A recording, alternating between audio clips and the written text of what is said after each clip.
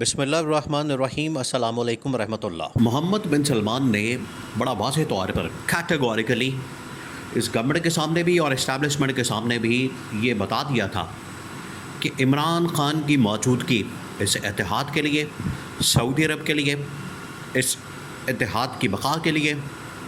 سعودی عرب کے وجود کے لیے، عالم اسلام کے اتحاد کے لیے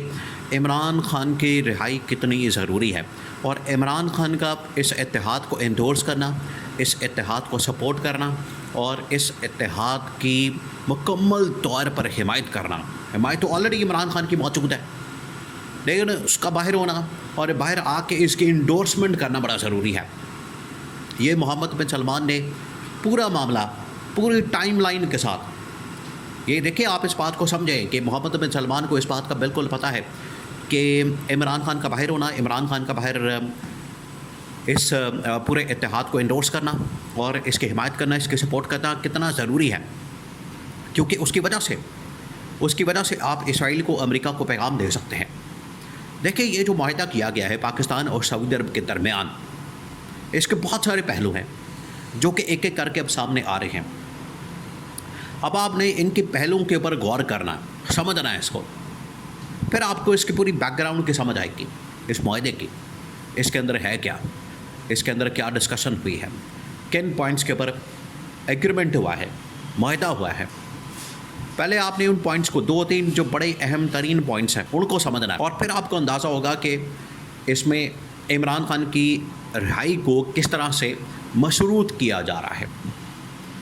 اس کے اندر جو سب سے بڑا، معاہدے کے اندر سب سے بڑا معاملہ ہے وہ ہے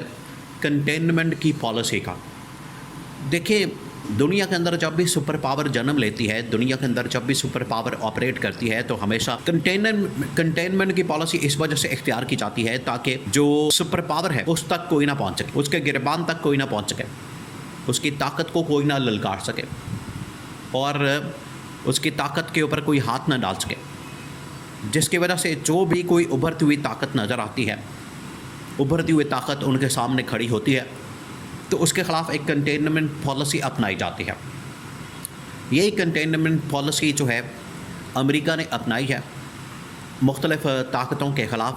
اور اس کے لیے مختلف ممالک کی خدمات حاصل کی جاتی ہیں۔ فار ایگزامپل، اب آپ مثال سے سمجھیں اس بات کو، چائنا کو اگر کنٹین کرنا ہے تو چائنا کو کنٹین کرنے کے لیے امریکہ کو انڈیا کی ضرورت پڑتی ہے، کیونکہ پاکستان تو چائنا کا ایک بہت بڑا اتحادی ہے۔ اب کیونکہ پاکستان چائنا کا ایک بہت بڑا اتحادی ہے، تو چائنا کو کنٹین کرنے کے لیے کس کی ضرورت پڑے گی؟ پاکستان کی تو پڑ نہیں سکتی۔ پاکستان کو تو اس کے ساتھ مل کر یہ سارے کام کر رہا ہے، تو اس کے لیے وہ پھر انڈیا کے پاس گئے۔ امریکہ نے انڈیا کے تھرو چائنا کو کنٹین کرنے کی کوشش کی، اس میں ناکامی ہوئی۔ ناکامی کے ثبوت تو بڑے واضح ہیں۔ بالکل اسی طریقے سے عرب ممالک کی جو طاقت ہے، ان کے پاس ایٹمی طاقت موجود نہیں، لیکن پیسہ اتنا زیادہ موجود ہے، ان کے پاس پیسہ اتنا زیادہ ہے کہ ایک بہت بڑی اکنامک طاقت کے طور پر سامنے آ سکتے ہیں۔ یہ بھی سپر پاور کو ایک تھریٹ ہوتی ہے، جس کی وجہ سے ان ممالک کے پیسے کو کنٹرول کرنے کے لیے اسرائیل کو میدان میں اتارا گیا، اور ایک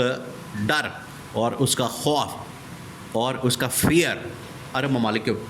اوپر جو ہے وہ ڈال دیا گیا۔ اور آپ دیکھیں کس طرح سے یہ لوگ پیسہ اکٹھا کرتے ہیں۔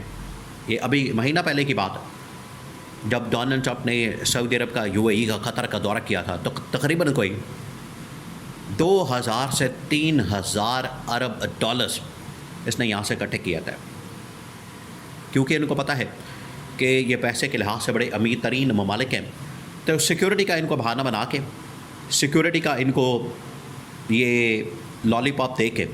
تو ان کے ساتھ معاہدے کیے جا سکتے ہیں۔ اب سیکیورٹی کا جو بہانہ کیا گیا، سیکیورٹی کا جو معاہدہ کیا گیا، یا سیکیورٹی کا جو لالی پاپ دیا گیا، وہ تو کھل کے سامنے آ گیا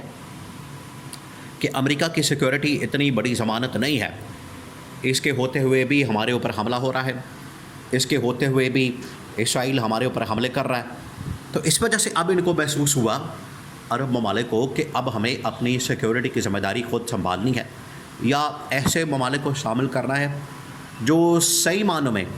صحیح طریقے سے ہماری سیکیورٹی کی ضمانت دے سکتے ہیں، ہماری سیکیورٹی کا بندوبست کر سکتے ہیں۔ اس وجہ سے سعودی عرب نے پہلا سٹیپ لیا کہ پاکستان کے ساتھ معاہدہ کیا جائے، اور یہ جو امریکہ کی کنٹینمنٹ کی پالیسی ہے عرب ممالک کے اندر، اس کو اگر ہم نے کاؤنٹر کرنا ہے، اس کا ہم نے توڑ نکالنا ہے، اس کا مقابلہ کرنا ہے، یا اس کا راستہ نکالنا ہے، یا ہم نے اپنی طاقت کو بڑھانا ہے اور اپنی پاور شو کرنی ہے، تو اکنامک پاور تو ہمارے پاس موجود ہے، لیکن سیکیورٹی یا ملٹری پاور وہ ہمیں پھر کسی دوسرے ملک سے حاصل کرنی پڑے گی۔ یہ ہے اس کے پیچھے پوری بیک گراؤنڈ، جو کہ یہاں پر کنٹینمنٹ کی پالیسی انٹرنیشنل لیول کے اوپر، اور ادھر سے عرب ممالک کا اس کا توڑ نکالنا، اس کو کاؤنٹر کرنے کے لیے پاکستان کے ساتھ معاہدہ۔ یہ ہے اصل کہانی۔ اب بات یہ ہے کہ اکنامک ملٹری پاور تو نظر آ رہی ہے، لیکن لیڈرشپ کی کمی آج بھی محسوس ہوتی ہے۔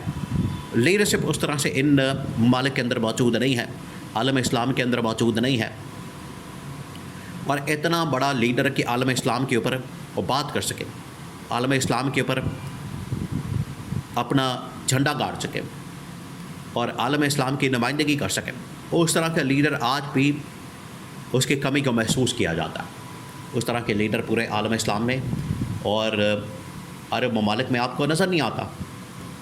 یہ آج محمد بن سلمان کو اس بات کا آئیڈیا، اور تمام عالم اسلام کو بھی۔ انور ابراہیم جو اس وقت ملیشیا کے وزیر اعظم ہیں، انہوں نے ایسی تو بات نہیں کی، ان کے ذہن میں کچھ تھا، ان کو پتہ تھا، انہیں اندازہ تھا، اسی وجہ سے انہوں نے یہ بات کی کہ آج ہمیں صرف باتوں سے، مذمتوں سے، یا پریس ریلیز سے، یا